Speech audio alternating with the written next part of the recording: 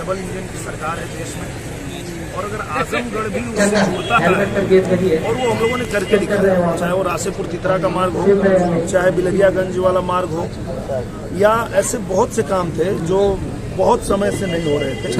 वो सारा काम जो है यहाँ पे जैसे कमल खिला वो तेजी से हुआ। हमारे पूजनीय प्रधानमंत्री जी की विशेष दृष्टि वो आजमगढ़ पे है, हमारे मुख्यमंत्री जी की दृष्टि आजमगढ़ पे है।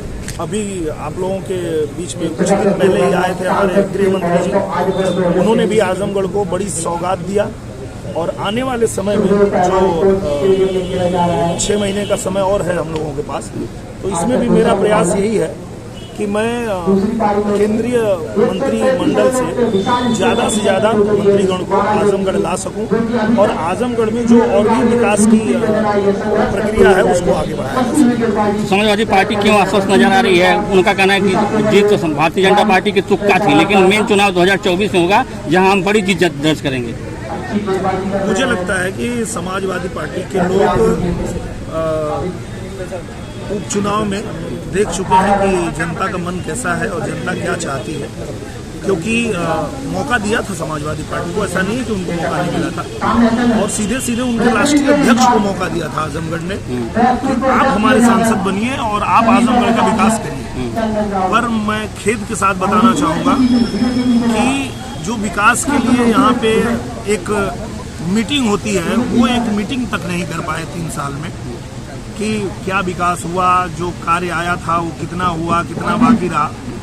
और हम लोग अभी 6 महीने के अंदर वो 3 मीटिंग कर लिए कि कितना काम हुआ, कितना बाकी है और इसको कैसे तेजी से आगे बढ़ाया जाए।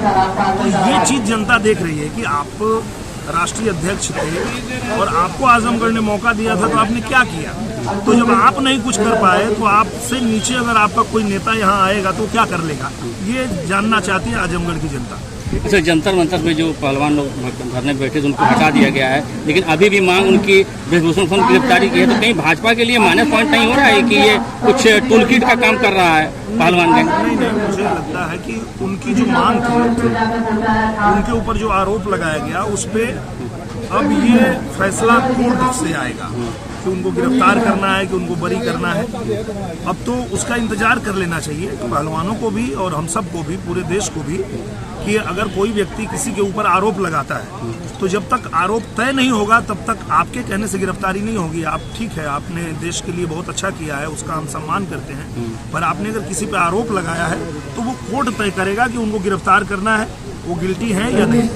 अखिलेश जी ने आज ट्वीट किया है, वहाँ कन्नौज के सांसद सुब्रत पाठक हैं, उनकी पुलिसकर्मियों से मारपीट हुई है, FIR दर्ज है, पूछ रहे हैं गिरफ्तारी कब होगी, बुलडोजर कब चलेगा? बिल्कुल, अगर कोई भी व्यक्ति देश में कोई भी गुनाह करता है और उसके ऊपर FIR दर्ज होता है तो उसकी छानबीन होगी, उसकी जांच होगी और जो गिल्टी पाएगा उसको सजा होगी। गोरखपुर के लिए अखिलेश जी कह रहे हैं कि बाबा तो गोरखपुर नहीं संभल रहा है, यूपी क्या संभालेंगे? ठीक है, देखिए अब अखिलेश यादव जी के पास कुछ बचा नहीं है। अब सिर्फ अखिलेश यादव जी हो गए, हमारे राहुल गांधी जी हो गए, ये लोग सिर्फ इनके पास बचा है कि हमारे देश की जितनी उपलब्धियां हैं, आज गोरखपुर जिस तरह से चमक रहा है, मुझे लगता है कि हम लोग जब मुंबई में शूटिंग करते थे तो हमको लगता था कि सपनों की नगरी मुंबई है, पर पूजनीय महाराज जी ने गोरखपुर को इतना सुंदर बना दिया है कि लगता है कि हम मुंबई के बाहर नहीं, हम मुंबई में हैं, ऐसा लगता है गोरखपुर जाने पे।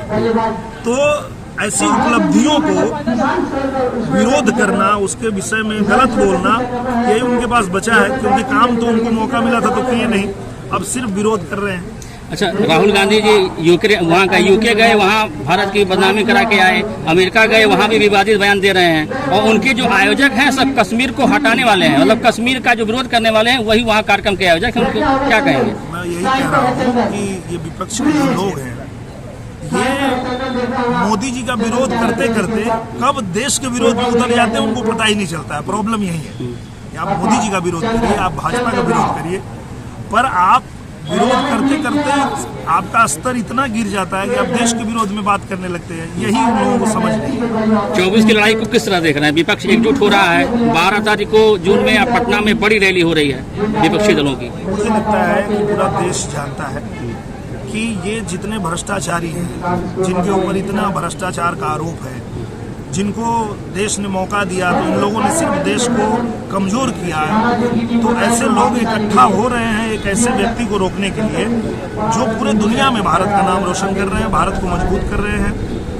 ये राजनीति जो होती है वो वर्चस्व के लिए होती है, जहाँ तक मुझे समझ आता है। कोई चाहता है कि उसके दल का वर्चस्व हो जाए, उसके जाति का वर्चस्व हो जाए।